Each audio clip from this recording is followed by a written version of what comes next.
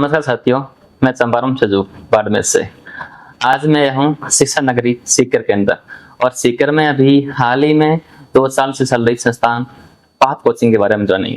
Path अपने आप में एक नाम है, नाम ही नहीं, एक अपने आप में विद्यार्थियों का विश्वास है। तो सर मेरे साथ डायरेक्टर है, दोनों सर से हम बात करेंगे। सर सबसे पहले तो हमारे इस यूट्यूब चैनल पर आपका हार्दिक स्वागत है। अब हम चाहेंगे कि आप अपने जीवन परिचय साथ में इस संस्थान के बारे में बताइए हमें। नमस्कार। सबसे पहले आपके चैनल के श्रोताओं को मेरी तरफ से पाथ कैरियर इंस्टीट्यूट की तरफ से हार्दिक आभार, धन्यवाद सर एंड स्वागत। देखिए, मैं डीके सर के नाम से जाना जाता हूँ और मैं सीकर में विगत 13 वर्षों से नीट के छात्रों के लिए बायोलॉजी को लेकर के अध्यापन कार्य कर रहा हूँ। जी सर। और मैं बीटेक ग्रेजुएटेड हूँ और राजस्थान का ही प्रॉपर निवासी हूँ। और हम लोगों ने अपने इस नीट के फील्ड के अंदर एक शुरुआत की थी पाथ कैरियर इंस्टीट्यूट की विगत 1.5 वर्ष पूर्व। अच्छा। हमारा फाउंडेशन डे 10 Feb 2025 है, जिसको हमने पाथ कैरियर इंस्टीट्यूट की नींव रखी। और आज आप सभी के सहयोग से, विश्वास से और दुआओं से हमारा ये संस्थान एक बहुत अच्छे स्तर और मुकाम पर पहुंच चुका है। और हमारे विद्यार्थियों ने बहुत प्यारे से अपने सिलेबस को कंप्लीट किया और बहुत प्यारे से नीट 1.0 वर्जन को दिया। और हम आशा कर रहे थे कि एक बहुत ही बेहतरीन रिजल्ट के रूप में, जैसा कि आपने हमसे हमारा परिचय लिया, अभी परिचय के बारे में कहा, हम आशा कर रहे थे कि आने वाले रिजल्ट के बाद हमारे किसी भी पॉडकास्ट में ऑल इंडिया में हमें इस तरह का परिचय ना देना पड़े, हमारा रिजल्ट अपने आप में परिचय बने पाथ कैरियर इंस्टीट्यूट। लेकिन किसी ना किसी कारण से ईश्वर को मंजूर नहीं था और छात्रों के हित में ही डिसीजन हुआ है जो भी हुआ है। और नीट कैंसिल हुआ और बहुत जल्दी गवर्नमेंट ने अच्छा डिसीजन लिया, नीट की डेट रिलीज की। और अभी हम लगे हुए हैं बहुत शानदार तरीके से अपने वेरी फर्स्ट रिजल्ट को अविस्मरणीय बनाने के लिए। और कोशिश करेंगे कि आने वाले समय में ये रिजल्ट ऐसा हो जैसी हमारी ओपनिंग थी वेरी फर्स्ट ईयर में। आपको पता होगा 7000 प्लस परिवारों का विश्वास हमें मिला, जो मुझे लगता है नॉर्थ इंडिया के हिस्ट्री में तो पहले साल के अंदर इतना भारी सपोर्ट एक ऐसी घटना है जो कीर्तिमान कही जा सकती है। बाकी पाथ कैरियर इंस्टीट्यूट को अगर मैं बहुत ही संक्षिप्त शब्दों में अगर वर्णन करूं तो ये कह सकता हूं कि ये एक ऐसी जगह है जो छात्रों को, जो ग्रामीण परिवेश से आने वाले स्टूडेंट्स हैं, मध्यम वर्गीय बच्चे, अपनी आंखों में कुछ कर गुजरने का, कुछ एजुकेशन के फील्ड में अपनी लाइफ के अंदर अपने स्वप्न को पूरा करने का जो एक विजन लेकर के आते हैं, उसको अपन उनके कम से कम समय की बर्बादी के साथ एक बहुत ही गुणवत्तापूर्ण शिक्षा के साथ पूरा कर सकें और उनको उनके सपनों की मंजिल तक तनाव मुक्त, सुरक्षित एवं रिजल्ट ओरिएंटेड माहौल दे करके परिपूर्ण करें। ये हमारा विजन है। जी सर, आपने परिचय बहुत बढ़िया बताया, क्योंकि अपना पाथ एक नाम ही है। मैं चाहता हूँ कि पाथ से ऑल इंडिया रैंक टेस्ट निकले। जैसे मैंने अभी क्लास विजिट की थी, तो एक बच्ची थी, उसके नंबर आते शायद 550 नंबर आ रहे थे। वो इस बार बोल रही कि मैं ऑल इंडिया रैंक टेस्ट लेने के लिए तैयार हूँ। क्या लगता है इस बार आ जाएगी? जी बिल्कुल, ये हमारे लिए बिल्कुल बड़ी बात नहीं है, क्योंकि हम विगत 2 वर्षों से ऑल इंडिया फर्स्ट के बैनर तले कार्य कर रहे थे और उसका सक्रिय हिस्सा भी थे। तो ऐसा भी नहीं है कि हमारे लिए एक बहुत ही नई चीज हो। और अब हम चूंकि अनुभव भी काफी रखते हैं, हमारी टीम भी ईश्वर की कृपा से इतनी शानदार बनी है, हमारा फीडबैक लेवल भी इंस्टीट्यूट का ऐसा है, जो कि इंस्टीट्यूट क्यों कह सकते हो, कहने को ऐसा बताते हैं लोग कि पैसों से चलता है या फिर मतलब राजनीतिक हस्तक्षेपों से सहारे से चलता है। लेकिन हमारा पाथ कैरियर इंस्टीट्यूट सिर्फ और सिर्फ फीडबैक के दम पे चल रहा है, बच्चों के सेटिस्फेक्शन के दम पे और हम साथियों की मेहनत के दम पे। तो ये स्तंभ हमारे पाथ कैरियर इंस्टीट्यूट के हैं, जिस वजह से ये कहने में कोई दो राय नहीं है कि हम ऑल इंडिया में रैंक ला दें या हमारा रिजल्ट, मैं कह रहा हूँ, अविस्मरणीय रह सकता है। हमने इस कदर इस तरह की मेहनत मतलब भारतीय स्तर पर नीट परीक्षा के पात्रता रखने वाले छात्रों को जो तैयारी कराई जा सकती है, जी, जो जो चीजें सुविधाएं दी जा सकती हैं, जिस तरीके से उनको ढाला जा सकता है, जो स्तर दिया जा सकता है, जो स्टडी मटेरियल दिया जा सकता है, हाँ, जो टेस्ट प्लानिंग दी जा सकती है, जी, जो मेंटल स्टेटस को तनाव मुक्त रखने के लिए सेशंस और सेमिनार किए जा सकते जी, हैं, वो सब हमने किए अच्छा, वेरी फर्स्ट ईयर में। जी, और ईश्वर का ही मैं आशीर्वाद मानूंगा कि हमें स्टूडेंट भी बड़े प्यारे, मेहनती और फॉलोअर्स मिले। जी, उनको जैसा जैसा निर्देश हमने दिया उन्होंने वैसा फॉलो किया। जी, जैसा कि अभी आप देख ही रहे होंगे, हाँ, रीनीट का हमारा संजीवनी टेस्ट सीरीज का दूसरा पेपर आज हुआ है, हाँ, पहला 17 को हुआ था। जी, और हमारे लगभग विद्यार्थी जो नीट में पात्रता परीक्षा के लिए योग्यता रखते हैं, हाँ, वो लगभग सारे जी, एक कॉमन से मैसेज पर सीकर वापस आ गए जी, और टेस्ट प्लानिंग का हिस्सा है। जी, तो हम ये मानते हैं कि हम इस कंपटीशन में अपने छात्रों को बाकियों से अलग ज्ञान तो दे ही चुके हैं, हाँ, सही, संस्कार भी हमने दिए हैं, जी, और अब ईश्वर का अगर हमारा थोड़ा सा सपोर्ट रहा और हमारे बच्चे अच्छा कर गए हाँ, तो हम रिजल्ट भी अनमैच्ड दे देंगे। ये थे हमारे सर डीके सर। सर ने ये कहा, अपन ये कह सकते हैं कि पाथ है, कोचिंग नहीं अपना परिवार है, इमोशन है। हाँ, मतलब मैं ये कहूंगा कि पाथ किसी कंक्रीट, सीमेंट या बजरी से बनी इमारत नहीं, इमारत नहीं, हाँ, ये माता पिताओं के आशीर्वाद, जी, बच्चों के भविष्य के सपने जी, और हमारी मेहनत से सींची गई एक इमारत है। जी, पाथ अपने आप में कोई कमरा नहीं, कोई बिल्डिंग नहीं, हाँ, पाथ अपने आप में एक इकोसिस्टम है। एक, और पाथ उनके स्टूडेंट्स के लिए उनका परिवार है, परिवार, उनका घर है, हाँ, और हम उनके अभिभावक हैं। ये पाथ की व्याख्या है। धन्यवाद सर। अब दत्ता सर से बात करते हैं। सर, कुछ आप बताना चाहो पाथ के बारे में?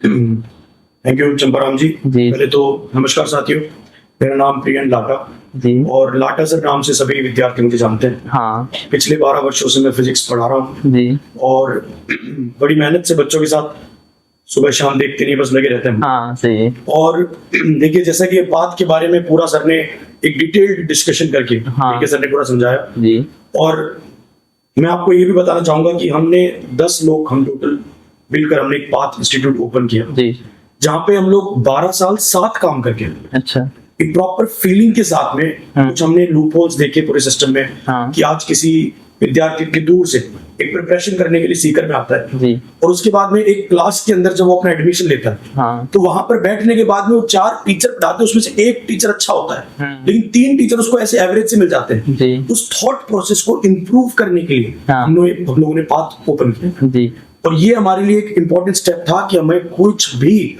आप बिलीव नहीं करेंगे, आज 1.5 साल हुआ है, हाँ, हमने इतनी जमकर मेहनत करी थी, उसको देखकर आज जो पूरे देश में जितने भी मेडिकल कॉलेजेस के अंदर बच्चे पढ़ रहे हैं, हाँ, उनके सपोर्ट, उनके डेडिकेशन और उनके माउथ पब्लिसिटी की वजह से 7,000 बच्चे, हाँ, एक हिस्ट्री है, हाँ, जो किसी कोचिंग में पहली बार में इतना बड़ा सहयोग नहीं मिला है। हाँ, और आप बिलीव नहीं करेंगे, हम पूरी 10 लोगों की टीम ने मिलकर, आज हम आपके सामने 2 लोग हैं, हाँ, लेकिन हमारी पूरी 10 लोगों की टीम है, जी, उन्होंने मिलकर इतनी जबरदस्त मेहनत करी 1 वर्ष में, और आप ये रीनीट हो गया, अगर ये रीनीट नहीं होता, हाँ, तो आपको मैं बता रहा हूँ ये रिजल्ट भी ऐतिहासिक था हमारा। ऐतिहासिक था, लेकिन इस बार भी रीनीट में हमारे बच्चे और जबरदस्त तरीके से मेहनत कर रहे हैं, हाँ, और ये भी ऐतिहासिक होगा। सही, और मैं आपको एक बात जरूर कहूंगा सर, कि ये सर ने एक वर्ड यूज किया, हमारा पाथ कोई कंक्रीट से नहीं बना, एक इमोशन है, हाँ, तो वाकई में एक इमोशन, आप बिलीव नहीं करेंगे, इसके लोगो बनाने के लिए भी हाँ, हमने इतना डेप्थ तक सोचा कि एक टीचर को एक स्टूडेंट का हाथ पकड़ के सक्सेस तक लेके जाना है, अच्छा, इतनी फीलिंग हम लोगों ने इसको लेके ली। अच्छा, तो मतलब सोच लीजिए हमारे कितने इमोशन जुड़े हुए हैं। हाँ, सही है, हम एकदम जुनून के साथ काम कर रहे हैं, और हम सीकर में आने वाले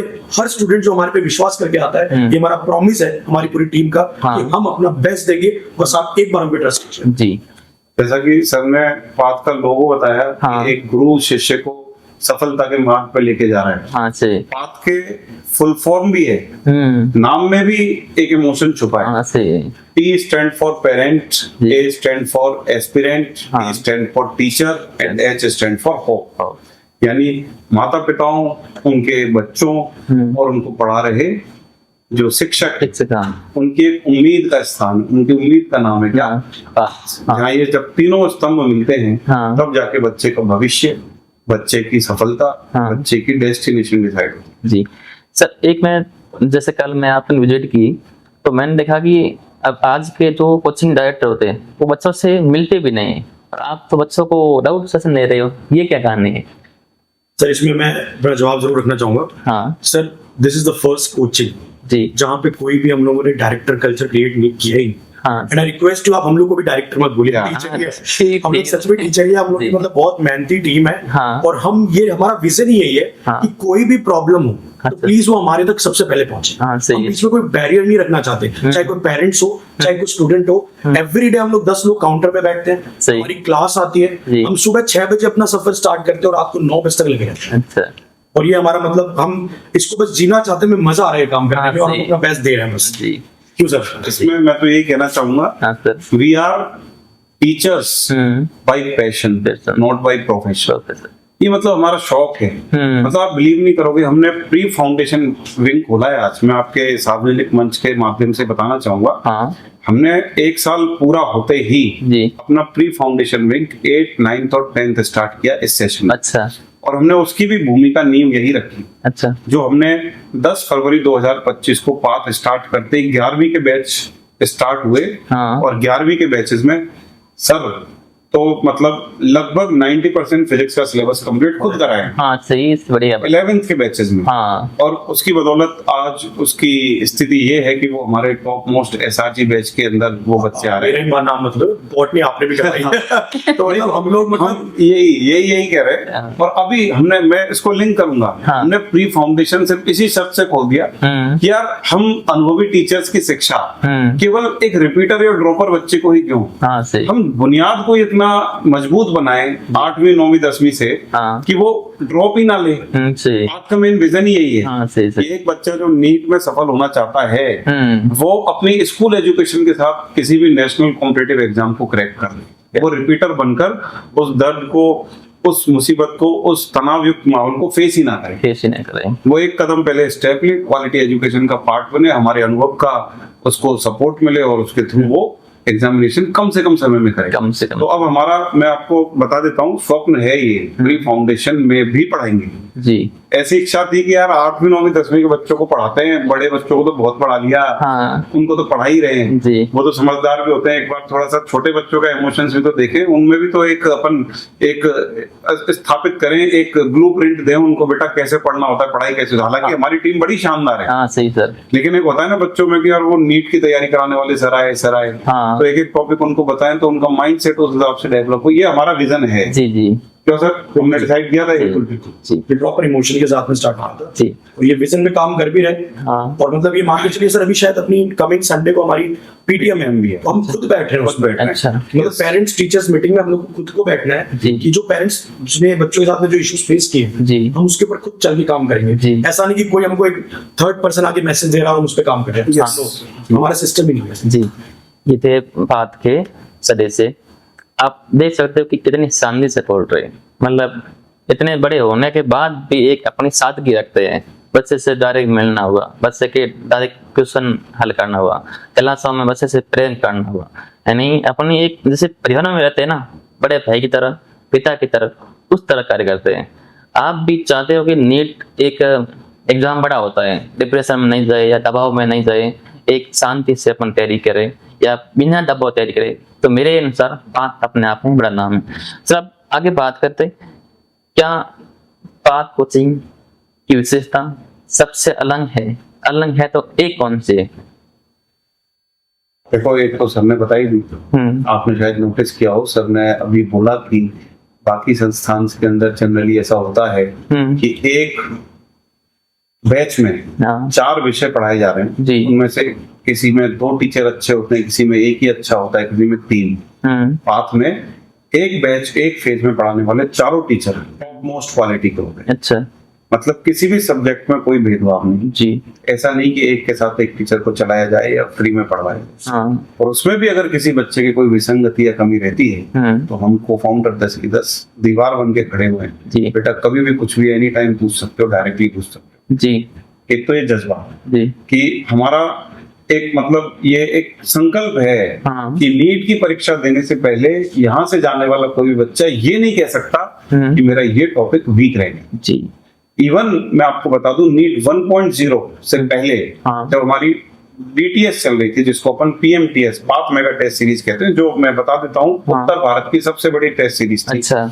जो 1 जनवरी 2026 को शुरू हुई और 30 अप्रैल 2026 को उसका आखिरी पेपर हुआ, जिसमें 86 टेस्ट थे और 11,160 के लगभग सवाल थे। हाँ। जो 3 चरणों में कराई गई। अच्छा। PITP, हाँ, एक्सीलरेशन टेस्ट प्लान जी, PRNA जी, P stand for path revision need assessment, अच्छा, and PDNA path destination need assessment, हाँ, और तीनों स्तरों में एक अलग से खूबी थी। अच्छा। स्टेप बाय स्टेप, जैसे जो भी श्रोता समझते हो, हाँ, जैसे ATP एक इकाई होती है न्यूक्लियोटाइड, हाँ, RNA उसकी एकल रज्जु होती है जी, और DNA डबल स्ट्रैंडेड होती है। ठीक वैसे ही level by level ATP series में हमने सेक्शनल टेस्ट करा के टॉपिक वाइज सिलेबस को कंप्लीट कराया जी।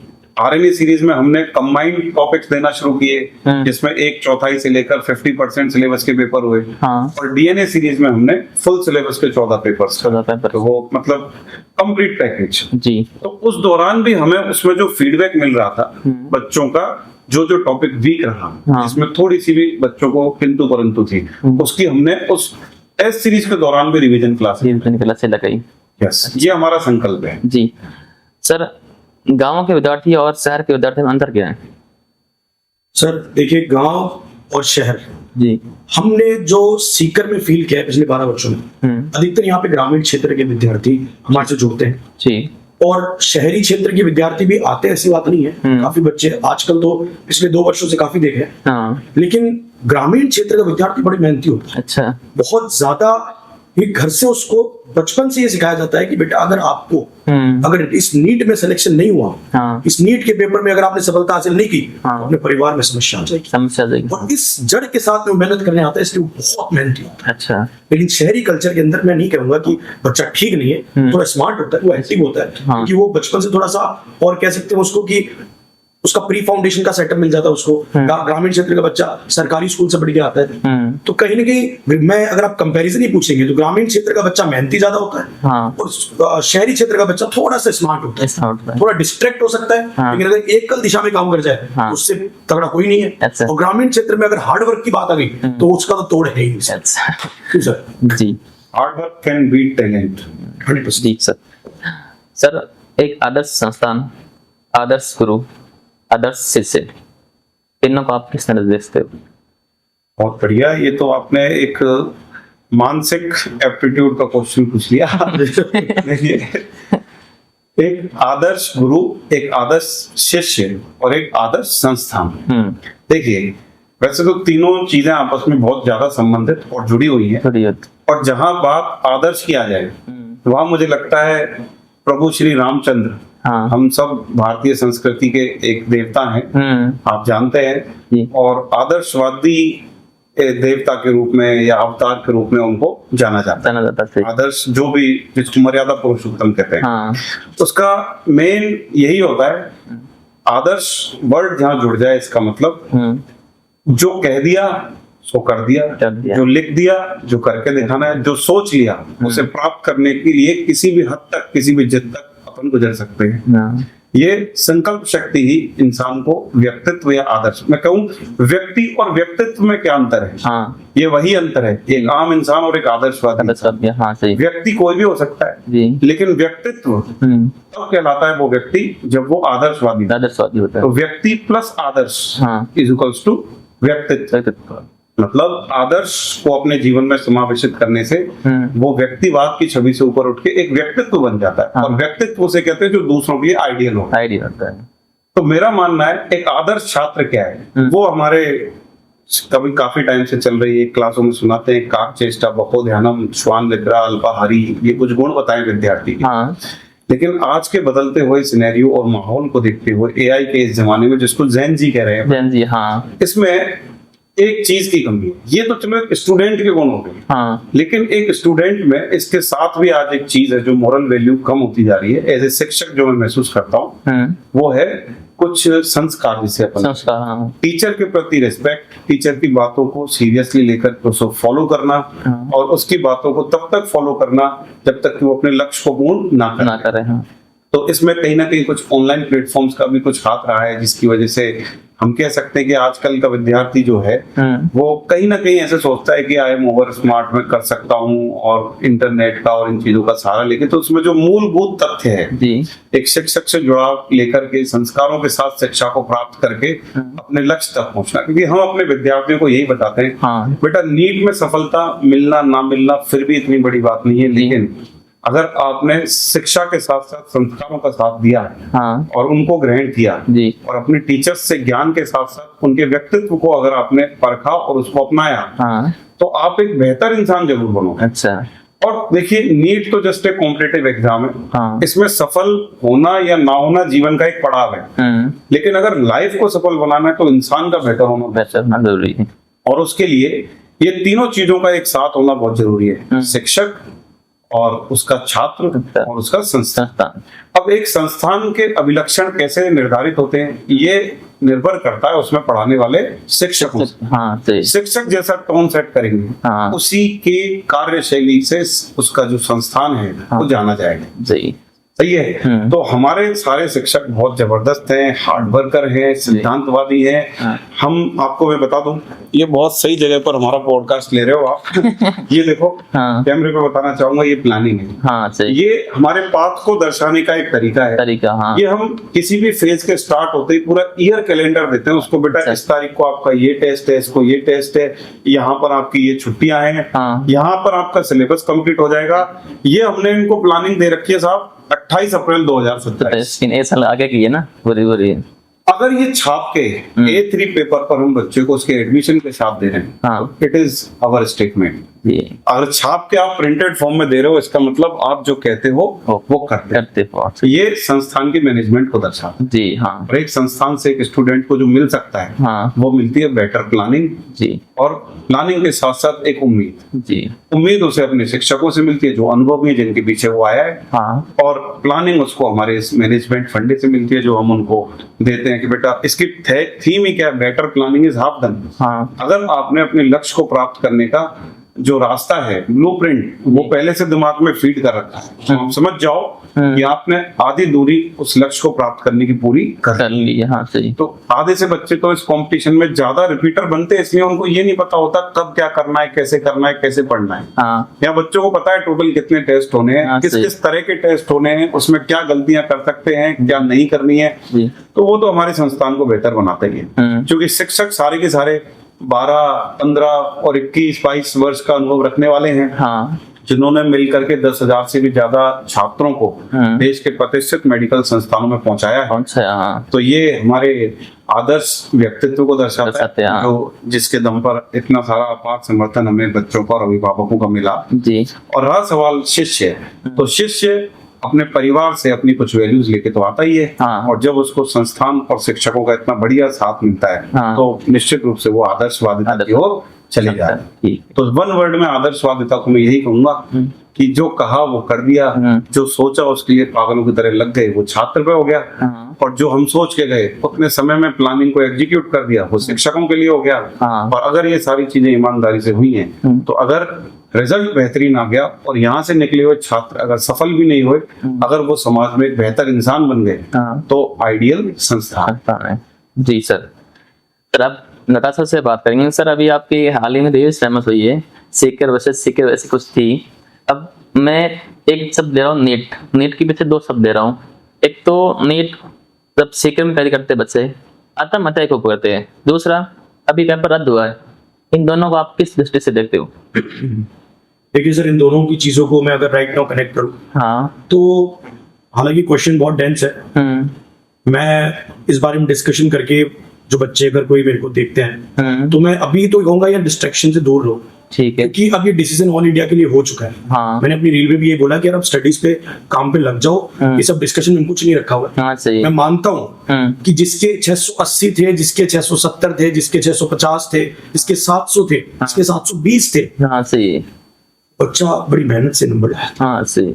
और जब मेरे खुद के साथ अगर सर ऐसा होगा तो मेरी आत्मा मर जाएगी। सही सर। तो ऐसे केस के अंदर क्या है कि दुख होता है, लेकिन अब अपने को इसके लिए मैच्योर होना पड़ेगा। और अगर मैच्योरिटी अगर आप लोगों ने ले आई कि सबके साथ ऐसा हो रहा है, तो दिमाग क्योंकि अब ये मान के चलो यार कि 30,000 बच्चे जो सेलेक्ट होने वाले थे, हाँ। उसमें आप आ तो चुके हो, आपकी मेंटल एबिलिटी तो क्लियर है, सही है। थोड़ा सा और एफर्ट करके इंप्रूव का चांस मिला अपने को। हाँ सही। तो इसमें दो प्रकार की कैटेगरी, एक तो बहुत अच्छा नंबर लाया था और एक जो बॉर्डर पे था। Border पे। तो बॉर्डर वालों के लिए तो सिल्वर जुबली, हमने तो टेस्ट सीरीज का नाम ही संजीवनी रखा है। सही। संजीवनी बूटी एक प्रकार की उनके लिए। हाँ। और जो थोड़ा सा ज्यादा स्कोर लिया है तो वो अगर कुछ गलत स्टेप लेते हैं तो प्लीज आप ईश्वर पे भरोसा रखिए, जी। आपका और अच्छा होगा। जी। तो ये इस दिशा में जाना नहीं चाहिए। और मेरा तो सर देखिए मन बहुत इमोशनल बात भी है, सही है। हाँ। और इस तरह की चीजें मैं तो क्या है कि बिल्कुल प्लेटफॉर्म बात भी करना पसंद किया। सही। करता हूँ सर। हाँ। बताइए। अब सर एक सवाल, सभी सोशल मीडिया पर और सब नेताओं ने कहा या किसी किसी नेताओं ने कहा कि सीकर ने नीट का पेपर रद्द करवाया, क्या है मामला ये? इसमें मैं देखो एक बात कहूंगा, जी सर। ये जो अभी एक नरेशन चल रहा है कि सीकर को डिफेम करने की जो कोशिश की जा रही है, हाँ। और ऐसा कहा जा रहा है कि भाई सीकर में ये गलत काम हुआ है, मैं इसको इस नजरिए से, इस दृष्टिकोण से देखता ही हूँ। हाँ सही सर। एक्चुअल में ये लोग सीकर को डिफेम नहीं कर रहे हैं, हाँ। वो भी कर रहे हैं। हाँ सही। मैं इस बात को इस तरह से देखना चाहूंगा जी। कि विगत वर्षों में सीकर ने जो अप्रत्याशित परिणाम देकर जी इस शिक्षा के क्षेत्र में अपनी एक पहचान बनाई। हाँ। और ये एक नियम है जी। पूर्व संचालित, पूर्व स्थित हाँ। व्यवस्थाओं को जब आपने जी। इतना बेहतरीन परिश्रम और प्रयास करके हाँ। चुनौती देते हैं, जी। तो उन चुनौतियों का परिणाम स्वरूप ये चीजें आपको देखनी दिखती है। हाँ तो सही। ये कहीं ना कहीं सीकर के बेटर रिजल्ट, बेटर परफॉर्मेंस और बहुत जबरदस्त मेहनत का परिणाम है हाँ। कि पूर्व स्थापित जो संस्थाएं हैं, पूर्व स्थापित व्यवस्थाएं हैं, हाँ। उसको सीकर ने बीट किया, उसको चुनौती दी। जी। तो उस चुनौती के फलस्वरूप क्रिया प्रतिक्रिया के रूप में ये चीजें होना बहुत स्वाभाविक है। हाँ। तो ऐसा नहीं है कि सीकर को डिफेम करने के लिए किया जा रहा है, ये जस्ट सीकर के बेहतरीन परिणाम के रिफ्लेक्शन में आने वाले कमेंट्स हैं। तो इसको मैं तो यही कहूंगा कि सीकर के विद्यार्थियों को इन चीजों को इतना पॉजिटिव देखना चाहिए कि यार, ऐसा कहते हैं ना, बहुत सारे सक्सेसफुल इंसान कहते हैं कि अगर आपकी कोई बुराई कर रहा है, आप में कमी देख रहा है, इसका मतलब आप सफलता के हाँ, सही। तो सीकर ने ये स्थापित किया है। सीकर ने ये इसलिए भी किया है, इसका एक रीजन मैं बताता हूँ, क्योंकि सीकर का जो विद्यार्थी आता है, सबने जैसे बताया, बहुत ही मेहनती होता है, अच्छा फॉलोअर होता है। और सीकर का जो जैसे मेरा खुद का पर्सनल 12 साल का अनुभव हो चुका है, 13वां साल मुझे चल रहा है जी। मैंने शुरू से ऐसा देखा है, ऐसे मध्यम वर्गीय सरकारी स्कूल के 58 से 60% के छात्र यहाँ आते हैं आंखों में स्वप्न लेके 12वीं के बाद, और इतनी जबरदस्त वो मेहनत करते हैं और उसी तरीके से उनको तैयारी कराई जाती है। सीकर का विद्यार्थी ऐसे नहीं, वो अपनी प्लानिंग जानता है। हम प्लानिंग देते किस लिए? हमने उसे दे दी, बस वो उसकी 1 साल की ये लाइफ लाइन है, अब वो उसको ब्लाइंडली फॉलो करता है जी। सीकर का स्टूडेंट बहुत अच्छा फॉलोअर है, यह मेहनत होती है, अनुशासन उच्च कोटि का देखने। मैंने अपने शुरुआती परिचय में 3 शब्द बोले, तनाव मुक्त, रिजल्ट ओरिएंटेड एंड सुरक्षित। हाँ। अब जहां से भी ये कमेंट आ रहे हैं, उन 3 फील्ड्स में आप बेच कर लो, सीकर आपको अनकंपेरेबल मिलेगा। सही है। तनाव के मामले में सीकर जो भी ये कमेंट्स कर रहे हैं, सिटीज या अदर चीजें, वहां से सीकर का माहौल आपको बेस्ट मिलेगा जी। रिजल्ट ओरिएंटेड, रिजल्ट पिछले भूतपूर्व 4-5 वर्षों से सीकर का अनमैच्ड है। आप एनटी की साइट पर देखेंगे, सबसे ज्यादा सेंटर्स में सिलेक्शन रेट सीकर की। और तीसरा मैंने कहा तनाव मुक्त, रिजल्ट ओरिएंटेड एंड सुरक्षित। जहां भी आप देखोगे जो पूर्व स्थापित जगह हैं, वहां पर सुरक्षा का माहौल नहीं है, इसीलिए कहीं ना कहीं स्टूडेंट्स ने पलायन किया। और एक अभिभावक जब अपने स्वप्न को, अपनी पूरी दुनिया को किसी संस्थान को सौंपता है घर से दूर, तो उसके लिए तीनों मापदंड बहुत महत्वपूर्ण होते हैं, और उसमें सीकर का कोई सानी नहीं है, कोई तुलना नहीं है। इसलिए मैं कहना चाहूंगा, ये तो सीकर की परफॉर्मेंस के लिए आने वाले, इनको पॉजिटिव कमेंट समझो आप। नहीं तो कोई क्यों बात करेगा, किसी और शहर की तो बात कोई कर ही नहीं रहा है। और सीकर फिर प्रूफ कर देगा, नीट 2.0 में रिजल्ट आएगा, देख लेना आप, बेहतरीन ही आने वाला है। क्योंकि हम यहाँ हैं, यहाँ की मेहनत का पार्ट है, यहाँ के रिजल्ट का पार्ट है, और हमने सीकर को बनते देखा है। तो इसकी जड़ों में फैकोलॉजी नहीं है, इसकी जड़ें खोखली नहीं है, बहुत मेहनत से यहाँ के विद्वान और कर्मठ अध्यापकों ने इसकी बुनियाद को सींचा है। इसलिए इतना हल्का नहीं है कि कैसा भी कोई पेपर हो जाए राष्ट्रीय स्तर पे और सीकर पे चढ़ जाए। सर, क्लास के अंदर जब टीचर घुसता है ना, गेट बंद होने का उसको पता नहीं होता बाहर क्या हो रहा है। वो एकदम जुनून से पागलपन की तरह उन बच्चों के साथ मेहनत करता है, जैसे मैंने बताया। और वाकई में यही होता है। और आप खुद सोचिए, जो क्षेत्र खाटू और सालासर के बीच में विराजमान है। हाँ। वो तो आसमानों पे जाना ही था सर, ऐसे बात करें। ईश्वर की असीम अनुकंपा और ये हमारे सबसे पूज्य है यहाँ पे। इसको कुछ नहीं हो सकता सर, ये तो और आगे बढ़ेगा सीनियर जी। यहाँ से और अच्छे रिजल्ट्स आएंगे जी। और देश भर में। आपको ये रील सेव रखना और इसका एक पार्ट काट के आप चलाना जब रिजल्ट आए वापस 2.0 का, और हमने क्या बोला था कितनी तारीख को, जी। ऐसा होगा। जो परिणाम देते हैं ना उसके बलबत सब कुछ को आलोचनाएं, और एक कहावत है कि जितनी आप ही आलोचना अधिक होती है ना उतने आप अधिक नेचर होते हो, और ये ही सीकर करके दिखाती। और सर ने कह दिया कि अगली बार हम वापस ऑल इंडिया रैंक यहाँ से निकालेंगे। अगला सर सवाल है कि विद्यार्थियों को मोबाइल रखना चाहिए या नहीं, इसके बारे में क्या है थोड़ी जानकारी? सर इसमें अगर मैं आपको कमेंट दूं अपने, तो देखिए मोबाइल अपनी इस प्रिपरेशन में अगर वो बच्चा समझदार है और उसको खुद को अपनी इस प्रिपरेशन को लेके सीरियसनेस है, क्योंकि स्टूडेंट्स बहुत सारे आते हैं सर, लेकिन आपको भी पता है कि सिलेक्शन का रेशियो बहुत कम होता है। हाँ। और जो सिलेक्शन के लिए जो बच्चा उत्तरदायी है या सिलेक्ट हो रहा है, तो हम आपको 100% बताते हैं जब वो एडमिशन लेता है तभी उसको दिख जाता है। क्योंकि सर देखिए जितने भी कोचिंग्स है, जितने भी टीचर्स है, यार मेहनत तो सभी लोग कर रहे हैं। हाँ, सही। और सिलेक्शन जो बच्चा निकाल रहा है, हमारा रोल, मैं सच बता रहा हूँ आपके ओपन प्लेटफॉर्म पे बोल रहा हूँ, हमारा रोल सिर्फ 10% का है सर। हाँ, सही। 90% का रोल पूरा स्टूडेंट का करता है। अब अगर वो अपना समझदार है, मैच्योर है, वो फोन रखता है, हाँ। लेकिन उसको कुछ भी गलत यूज में नहीं रखता, दैट्स ऑल फाइन। हाँ। लेकिन अगर डिस्ट्रैक्शंस होते हैं, हाँ। आई सजेस्ट उसको फोन नहीं रखना चाहिए। क्यों सर? बिल्कुल परफेक्ट है। तो सर देखो, क्या नीट, IIT, JEE ये साइंस की हर स्टूडेंट को करना चाहिए या किसी के दबाव में आना के करना चाहिए या नहीं, और करना चाहिए तो किस समय करना चाहिए, कौन सा समय बढ़िया है? देखिए मेरा मानना है ये अभिभावकों के लिए ज्यादा इम्पोर्टेंट प्रश्न हो गया मेरे हिसाब से। हाँ। इस मामले में यही कहना चाहूंगा कि अभिभावकों को भी और काउंसलर्स को भी हाँ। बच्चे के मानसिकता को समझना चाहिए। हाँ। क्योंकि हम इस थीम पर काम करते हैं, पाथ भी इस थीम पर काम करता है कि ये जो हर बच्चा होता है, हाँ। जो सेलेक्ट हुआ चाहे नहीं हुआ जी। हर एक बच्चे में एक विशेष गुण छुपा होता है। हाँ। पहले तो उस विशेषता को पहचाना जाए और उसे निखारा जाए, और फिर जिस भी दिशा के लिए वो बनाए, ये एक अच्छे गुरु की खासियत होती है। हाँ, सही है। पहचाने और उसको फिर निखार के उसको उसके टैलेंट के मुलाकात करके उसको वहां तक पहुंचाए। हाँ। तो इसमें बहुत कुछ डिपेंड इस बात पे करता है कि बच्चे की स्कूली शिक्षा के दौरान उसका कार्यकाल कैसा रहा, ठीक है, उसको माहौल कैसा मिला, कैसे लोग उसके साथ रहे, पूरा खेल एनवायरनमेंट का है। हाँ, सही। एक बच्चा के मन में भी अगर ये विचार आता है कि मुझे नीट करना है, हाँ। तो वो नीट इसलिए नहीं करना कि वो पैदाइशी रूप से नीट के संस्कारों में डला है, इसलिए करना है कि उसने माहौल ऐसा देखा, उसको आइडियल डॉक्टर्स लगते हैं, व्हाइट कोट उसका सपना है, वो जनता की सेवा करना चाहता है और देश को आगे बढ़ाने में वो चिकित्सा स्वास्थ्य सुविधाओं में कुछ योगदान देना चाहता है। यही उसके सपने होते हैं जिसको लेकर के वो अपना ये माइंड मेकअप करता है। अगर उसके घर में इंजीनियर्स हैं, इंजीनियर बड़े बहन भाई हैं या रिलेटिव्स इंजीनियर हैं जिनकी लाइफ स्टाइल से वो प्रभावित है, तो वो अपना पैटर्न या अपना जो मानसिकता है वो IIT की तरफ कर लेता है। तो मेरा मानना है ये पूरा खेल उसके परवरिश के दौरान उसके एनवायरनमेंट, उसके माहौल का है। तो जैसा माहौल आपने उसको दे दिया वैसा ही माइंडसेट हो जाता है। और उसके बाद में मैं कहूंगा कि ऐसी परीक्षाओं, प्रतियोगी परीक्षाओं की तैयारी कराने के लिए बच्चों से एक बार उनकी पर्सनल राय जरूर लेनी चाहिए, आपका क्या इंटरेस्ट है। ठीक है। और फिर भी मैं कहूंगा अगर आप सक्षम हैं, काबिल हैं, और मान लो बच्चा अगर 50% है, 40% ऐसा मानसिकता रखता है कि यार मैं ये कर भी सकता हूँ लेकिन इतना भी कॉन्फिडेंट नहीं हूँ, तो मेरा मानना है कि 1 वर्ष उसको तैयारी इसलिए कराने का मौका देना चाहिए क्योंकि ये प्रतियोगी परीक्षाएं जो राष्ट्रीय स्तर की होती है ना, ये चाहे सफलता हो ना हो, लेकिन अगर इसको एक बार बच्चा गुजार ले, एक बार इस माहौल से गुजर जाए, तो उसमें जीवन की वो वैल्यूज आ जाती है जो उसको उसकी जवानी में, उसके बुढ़ापे में, जीवन के कई मोड़ों पर कई चुनौतियों का सामना करने के लिए तैयार करती है।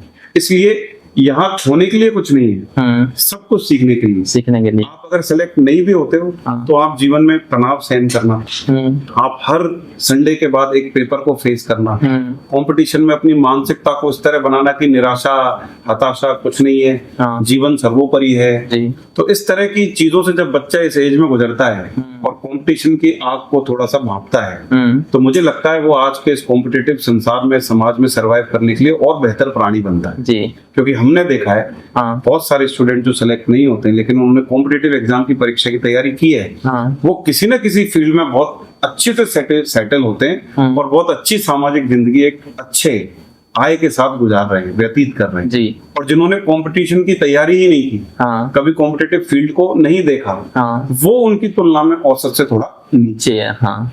तो ये पूरा खेल तो परवरिश और संस्कार और माहौल का है इसमें भी। लेकिन अगर बच्चा 50-50 माइंडसेट है तो अब क्या करें? तो मेरा मानना है 1 साल की प्रिपरेशन पे जाना चाहिए। सर कुछ अब अंत में बात करते हैं जो भी अपने पेपर रद्द हुआ है, जिसके बारे में हमने बात की, पर कुछ इस एजेंसी में सुधार की बात करें तो 3 ऐसे कौन से सुधार आप करने चाहते हैं?